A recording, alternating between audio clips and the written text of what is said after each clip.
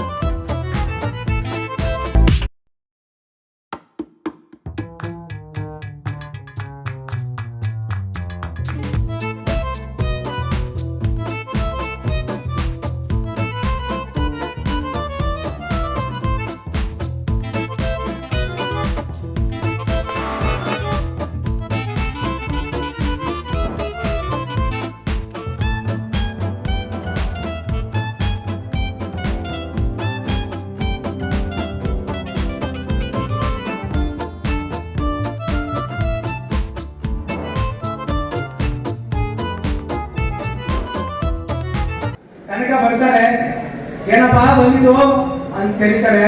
ನನ್ನ ಸೇವೆ ಏನು ಸ್ವಾಮಿ, ನೀವು ಸಾರ್ವಜನಿಕವಾದಂತಹ ಸೇವೆಯನ್ನು ಮಾಡ್ತಾ ಇದ್ದೀರಿ, ಕೆರೆಗಳು ಕಟ್ಟಿಸ್ತಾ ಇದ್ದೀರಿ, ಗಿಡಗಳನ್ನು ನಡೆಸ್ತಾ ಇದ್ದೀರಿ, ಪ್ರಕೃತಿಯನ್ನ ಪಾಲನೆ ಮಾಡ್ತಾ ಇದ್ದೀರಿ, ನನ್ನ ಸೇವೆ ಏನು ಅಂತ ಕೇಳಿದಾಗ, ಅಪ್ಪ ವ್ಯಾಸರಾಯ ಕೆರೆಗೆ ಒಂದು ತೂಪಿಗೆ ಇಷ್ಟೇನ ಸ್ವಾಮಿ, ನನಗೆ ಒಂದು ಮಂತ್ರ ದೀಕ್ಷೆ ಕೊಡಿ. ನೆಲೆಯ ನೆಲೆ ಬೇಸ್ ಪಾಯ ಕೊಡ್ತ ನಿನಗೆ. ಎಲ್ಲಿಂದ ಬಂದಿದೆ ನೀನು? ಸತ್ ಮೇಲೆ ಎಲ್ಲಿ ಹೋಗ್ತೀಯಾ? ಏನ್ ಗೊತ್ತು ನಿನಗೆ?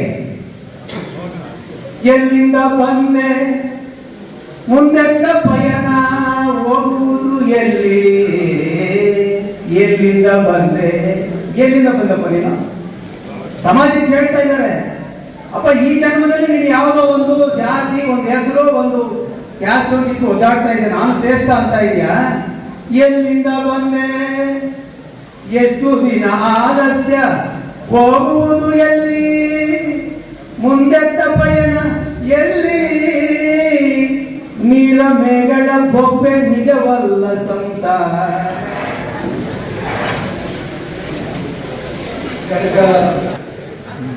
ಆಚರಣಾ ಸಮಿತಿ ತಾಲೂಕು ಆಡಳಿತ, ತಾಲೂಕು ಗುರುಗಳ ಸಂಘದ ವತಿಯಿಂದ ಏರ್ಪಡಿಸಿರ್ತಕ್ಕಂಥ ಕನಕದಾಸರ ಜಯಂತಿಯ ಈ ಒಂದು ಕಾರ್ಯಕ್ರಮದ ವೇದಿಕೆಯಲ್ಲಿ ಉಪಸ್ಥಿತರಿರುವ ದಂಡಾಧಿಕಾರಿಗಳು ಆಗಿರ್ತಕ್ಕಂಥ ಶ್ರೀ ಸುದರ್ಶನ್ ಯಾದವ್ ಅವರೇ, ತಡ ಆಗಿದ್ದು, ಮೆರವಣಿಗೆ ಶುರುವಾಗಿದ್ದೆ ತಡ ಆಗಿದ್ದು, ಆದರೆ ನಾನು ಮೆರವಣಿಗೆಗೆ ಇರಲಿಲ್ಲ. ನಾನು ಬೆಂಗಳೂರಿನಲ್ಲಿ ಬೆಂಗಳೂರು ಟೆಕ್ ಸಮ್ಮಿಟ್ ಅಂತ ಹೇಳಿ ಆ ಕಾರ್ಯಕ್ರಮದಲ್ಲಿ ಬೆಳಗ್ಗೆ 10:30ಗೆ ಭಾಗವಹಿಸಿ ನಂತರ ಚಿಕ್ಕಬಳ್ಳಾಪುರಕ್ಕೆ ಬಂದು ಕಾರ್ಯಕ್ರಮ ಅಲ್ಲಿ ಪ್ರಾರಂಭ ಆಗೋದು 1:45 ಆಗಿದೆ. ಅಲ್ಲಿ ಬೇಗ ಉದ್ಘಾಟನೆಯನ್ನು ಮಾಡಿ ಅಲ್ಲಿ ಮಾತಾಡಿ ನಾನು ಚಿತ್ರಾವಳಿ ಕಾರ್ಯಕ್ರಮದಲ್ಲಿ ಕಾಯ್ತಾ ಇದ್ದಾರೆ ಕೇಳಿ ಬಂದಿದ್ದೀನಿ. ಮತ್ತೊಂದು ಕಾರ್ಯಕ್ರಮ ಆಗಿದೆ ಬೆಂಗಳೂರಲ್ಲಿ, ನಾನು 5:30 ಬೆಂಗಳೂರಲ್ಲಿ ಇರಬೇಕು. ಅದರಿಂದ ನಾನು ಮುಂಚಿತವಾಗಿ ಮಾತಾಡ್ತೀನಿ ಕೇಳಿ ನಾನು ಮುಂಚೆನೆ ಅವ್ರಿಗೆ ವಿನಂತಿ ಮಾಡಿಕೊಂಡಿದ್ದೆ ನಮ್ಮ ಹಿರಿಯರಿಗೆ. ಅದರಿಂದ ಇಂಥ ಒಬ್ಬ ಶ್ರೇಷ್ಠ ದಾಸರ ನೆನಪುಗಳನ್ನು ಮಾಡಿಕೊಡ್ತಾ ಉಡುಪಿ ಶ್ರೀಕೃಷ್ಣನ ದೇವಾಲಯಕ್ಕೆ ಹೋದಾಗ ಕನಕದಾಸರ ಬಗ್ಗೆ ತಮಗೆಲ್ಲರಿಗೂ ಮಾಹಿತಿ ಸಿಕ್ಕಿರ್ತದೆ.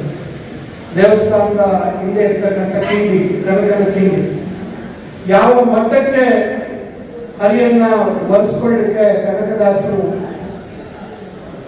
ಪಟ್ಟಿರ್ತಕ್ಕಂಥ ಶ್ರಮ ನಾವೆಲ್ಲರೂ ಬಹುಶಃ ಈ ಭೂಮಿ ಇರೋ ತನಕ ಯಾರು ಅದನ್ನು ಬರೀಲಿಕ್ಕೆ ಸಾಧ್ಯ ಇಲ್ಲ.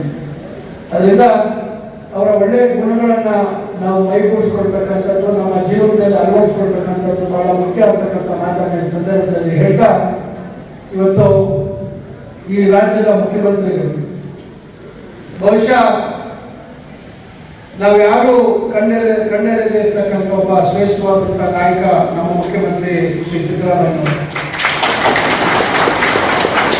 ಅವರು ಈ ಒಂದು ಸಮಾಜಕ್ಕೆ ಸೇರಿದವರಾದರೂ ಕೂಡ ಇಡೀ ರಾಜ್ಯದ ಎಲ್ಲಾ ವರ್ಗದ ಜನರ ವಿಶ್ವಾಸವನ್ನ ಗಳಿಸಿ ಎರಡನೇ ಬಾರಿ ಈ ರಾಜ್ಯದಲ್ಲಿ ಮುಖ್ಯಮಂತ್ರಿ ಆಗಿರ್ತಕ್ಕಂಥದ್ದು ನಮಗೂ ನಿಮಗೂ ಎಲ್ಲರಿಗೂ ಹೆಮ್ಮೆಯ ವಿಚಾರ.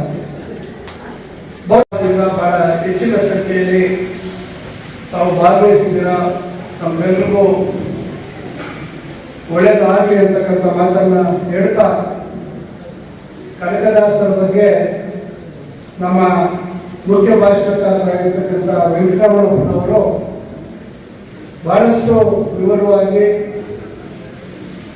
ಕನಕದಾಸರ ಜೀವನ ಚರಿತ್ರೆಯ ಬಗ್ಗೆ ತಮ್ಮೆಲ್ಲರಿಗೂ ಮಾಹಿತಿಯನ್ನ ಕೊಟ್ಟಿದ್ದಾರೆ. 15-16ನೇ ಶತಮಾನದಲ್ಲಿ ಏನು ಕನಕದಾಸರು ಸಮಾಜದಲ್ಲಿ ಜಾತಿ ವ್ಯವಸ್ಥೆಯ ವಿರುದ್ಧವಾಗಿ ತಮ್ಮ ಹಾಡುಗಳ ಮುಖಾಂತರ ಪರಿವರ್ತನೆಯನ್ನ ತರ್ತಕ್ಕಂಥ ಒಂದು ಪ್ರಯತ್ನವನ್ನು ಮಾಡಿರ್ತಕ್ಕಂಥದ್ದು. ಬಹುಶಃ ಆ ಸಂದರ್ಭದಲ್ಲಿ ಮೇಲ್ಜಾತಿ ವರ್ಗದ ಜನರ ಕೆನ್ನಣ್ಣು ಕೂಡ ಗುರಿಯಾಗಿರ್ತಕ್ಕಂಥದ್ದು. ಈ ರೀತಿಯಾಗಿ ಅವರ ಸಾಧನೆಗಳು, ಅವರ ದೈವಭಕ್ತಿ, ಅವರು ನಡೆದು ಬಂದಂತ ದಾರಿ, ಇವೆಲ್ಲವನ್ನ ಬಹುಶಃ ಇವತ್ತಿನ ಪೀಳಿಗೆಗೆ ಹೆಚ್ಚಿನ ರೀತಿಯಲ್ಲಿ ಮಾಹಿತಿಯನ್ನು ಕೊಡ್ತಕ್ಕಂಥದ್ದು ಸೂಕ್ತ ಅಂತಕ್ಕಂಥ ಮಾತನ್ನ ಈ ಸಂದರ್ಭದಲ್ಲಿ ಹೇಳ್ತಾ, ಏನು ಒಂದು ಸಮಾಜದಲ್ಲಿ ಬದಲಾವಣೆಯನ್ನ ಬಯಸಿರ್ತಕ್ಕಂಥ ಅಷ್ಟು ವರ್ಷಗಳ ಹಿಂದೆ ಬದಲಾವಣೆ ಆಗಬೇಕು ಅಂತಕ್ಕಂಥದ್ದನ್ನು ನಾವು ನೋಡಿದಾಗ, ಇವತ್ತು ನಾವು ಸಮಾಜದಲ್ಲಿ ಇರ್ತಕ್ಕಂಥ ಜಾತಿಯ ವ್ಯವಸ್ಥೆಗಳನ್ನು ನೋಡಿದಾಗ ಎಷ್ಟು ವರ್ಷಗಳ ಹಿಂದೆ ಅವತ್ತು ಯಾವ ರೀತಿ ಪರಿಸ್ಥಿತಿ ಇತ್ತು, ಇವತ್ತು ಇಷ್ಟು ತಿಳುವಳಿಕೆ ಇರ್ತಕ್ಕಂಥ ಸಮಾಜ ಇದ್ರೂ ಸಹ ಜಾತಿ ಪದ್ಧತಿ, ಜಾತಿ ವ್ಯವಸ್ಥೆ ಎಷ್ಟು ನಮ್ಮ ಸಮಾಜದಲ್ಲಿ ಇದೆ ಅಂತಕ್ಕಂಥದ್ದನ್ನ ನಾವು ಗಮನಿಸಿದಾಗ ಎಲ್ಲೋ ಒಂದ್ ಕಡೆ ಇಂಥ ಶ್ರೇಷ್ಠರಿಗೆ ನಾವು ಎಲ್ಲಷ್ಟು ಗೌರವ ಕೊಡ್ತಾ ಇದ್ದೇವೆ ಅಂತಕ್ಕಂಥ ಭಾವನೆ ನಮ್ಮಲ್ಲಿ ಬರ್ತದೆ. ಅವರು ಒಂದು ಬಡ ಕುಟುಂಬದಿಂದ ಹುಟ್ಟಿ